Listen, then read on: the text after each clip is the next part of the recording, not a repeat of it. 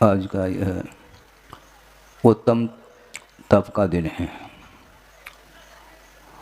धरती जब पूरी तरह से तप जाती है, प्रतीक्षा करनी पड़ती है। प्राय करके हर साल यही देखने को मिलता है।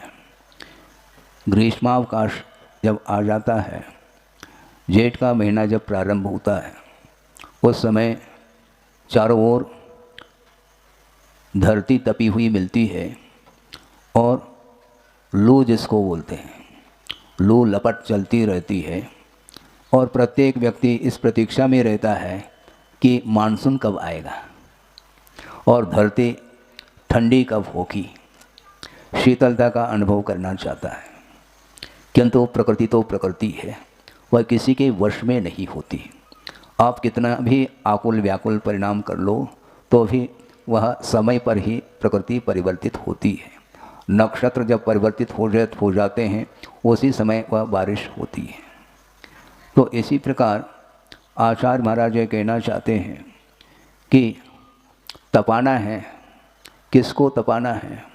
शरीर को नहीं तपाना है, किंतु भीतर जो कर्म बैठे हुए हैं, अनादिकालीन जिसकी परंपरा चल रही है, उन कर्मों का विच्छेद करने के लिए, उनको नष्ट करने के लिए ये तप आया है।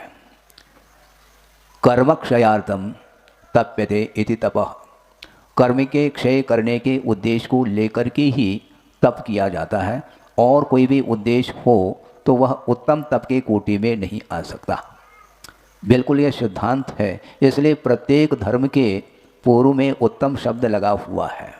उत्तम शब्द अपने आप में समीचीनता का प्रतीक है, क्योंकि कल आपने तत्व सूत्र में भी वह विषय पढ़ा होगा जहाँ पर बाल तप की भी चर्चा की है। अकाम निर्जरा और बाल तप के माध्यम से देव आयु का बंद कर लेता है। स्वर्ग जाना बहुत ज़्यादा श्रम साध्य है ऐसा नहीं है, किंतु थोड़ी सी कषाय की यदि मंदता होती है, उसके माध्यम से उन मंद परिणामों के फलस्वरूप वह देव आयु का भी बंद कर लेता है, जबकि धर्म की आराधना उसने किंचित मात्र भी नहीं की है। उसके बगैर भी वह देव आयु का बंद कर लेता है और सागरोपम आयु के लिए वहाँ का सुख जो है वह उसके लिए उपभोग करने में आ जाता है।